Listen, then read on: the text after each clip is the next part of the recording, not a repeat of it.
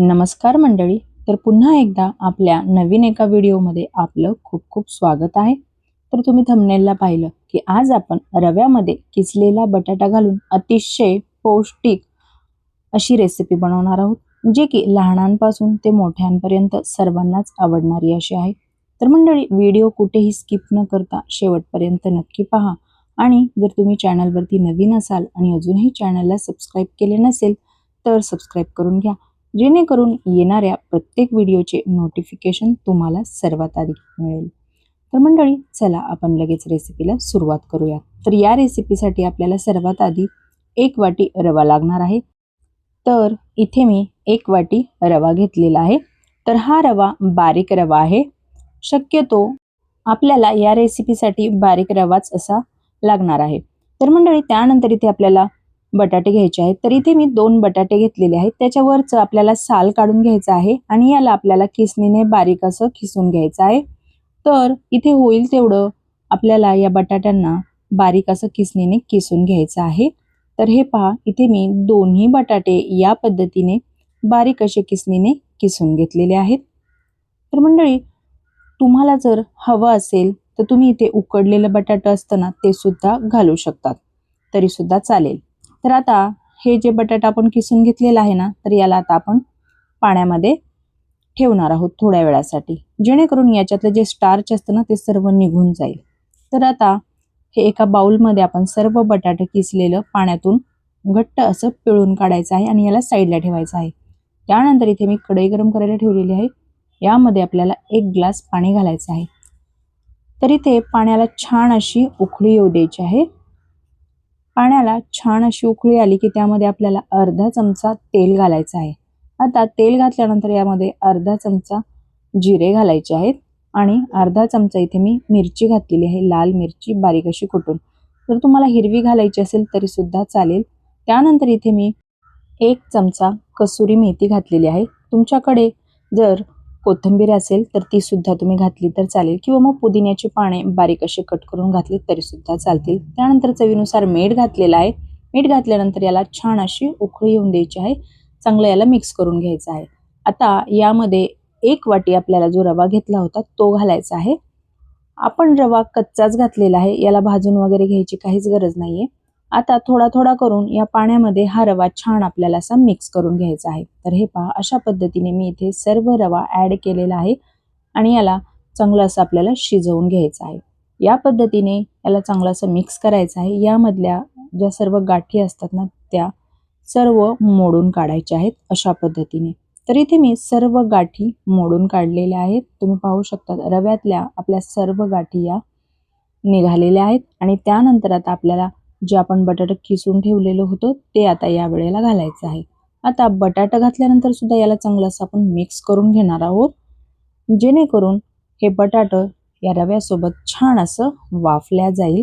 कारण आपण इथे बटाटा कच्चं घातलेलं आहे. तुम्हाला जर हवं असेल तर तुम्ही या वेळेला इथे उकडलेले बटाटे ते सुद्धा इथे घालू शकतात, तरी सुद्धा चालेल.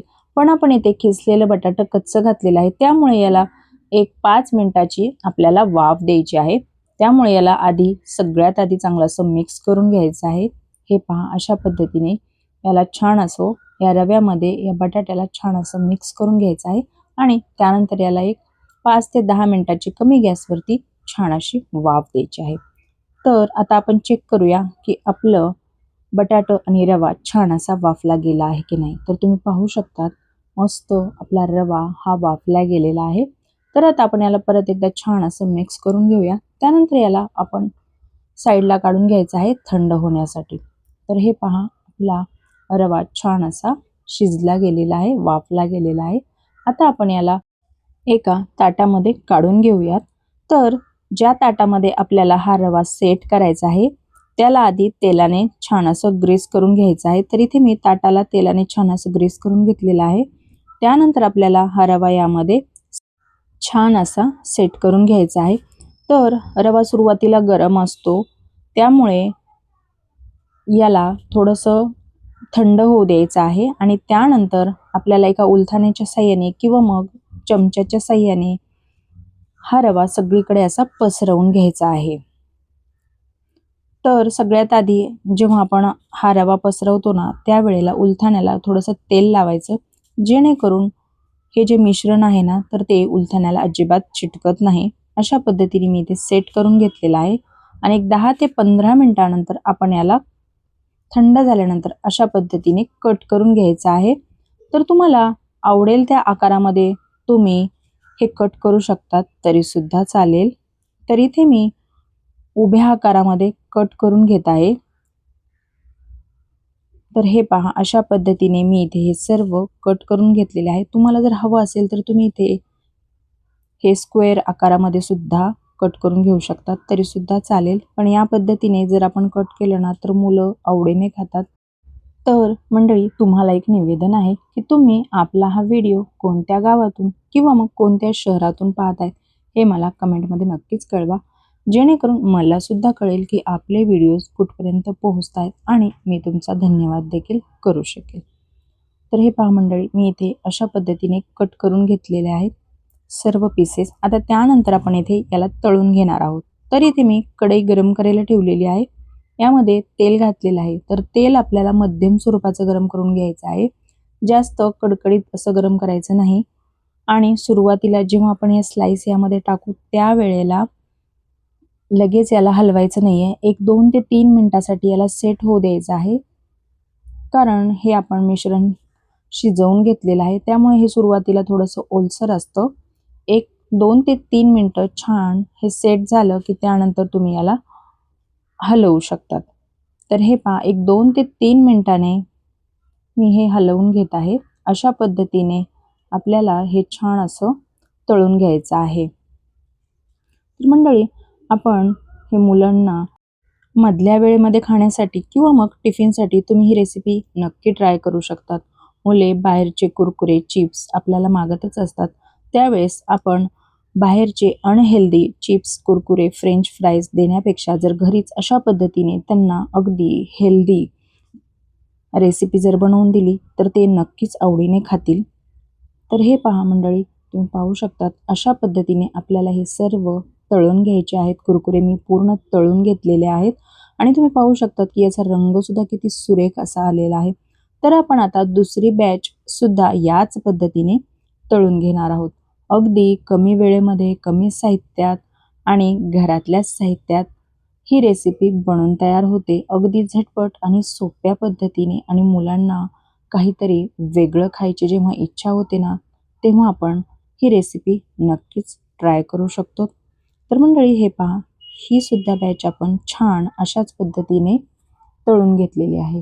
तर तुम्ही पाहू शकता त्याचा रंगसुद्धा किती सुरेख असा आलेला आहे आणि जेवढे हे दिसायला छान दिसतात ना, त्यापेक्षाही खायला अप्रतिम असे लागतात. तर आता हे तळून झालेले आहेत. तर यावरती आपल्याला थोडासा पेरी पेरी मसाला यावरती थोडासा टाकून घ्यायचा आहे, जेणेकरून हे खायला अजून चटपटीत लागतात. तर मंडळी, हे तुम्ही सॉस सोबत किंवा नुसते असेच जरी खाल्ले ना, तरी सुद्धा चवीला एवढे अप्रतिम लागतात ना. तर तुम्हाला जर हे स्टोअर करून ठेवायचे असेल तर तुम्ही हे रात्रीच बनवून ठेवले तरी सुद्धा फ्रीजमध्ये चालतील आणि सकाळी जेव्हा आपण मुलांच्या टिफिनसाठी किंवा नाश्त्यासाठी अगदी झटपट आणि सोप्या पद्धतीने हे त्यांना खाण्यासाठी तळून देऊ शकतो. तर मंडळी, तुम्हाला व्हिडिओ थोडा जरी आवडला असेल तर व्हिडिओला एक लाईक नक्की करा. आणि जर तुम्ही चॅनलवरती नवीन असाल आणि अजूनही चॅनलला सबस्क्राईब केले नसेल तर सबस्क्राईब करून घ्या, जेणेकरून येणाऱ्या प्रत्येक व्हिडिओचे नोटिफिकेशन तुम्हाला सर्वात आधी मिळेल. आणि तुम्ही आपला हा व्हिडिओ जर फेसबुक पेजवरून पाहत असाल तर पेजला फॉलो नक्की करा. तर चला मंडळी, पुन्हा भेटूया अशाच एका तुमच्याच आवडत्या नवीन आणि युनिक अशा रेसिपीसोबत.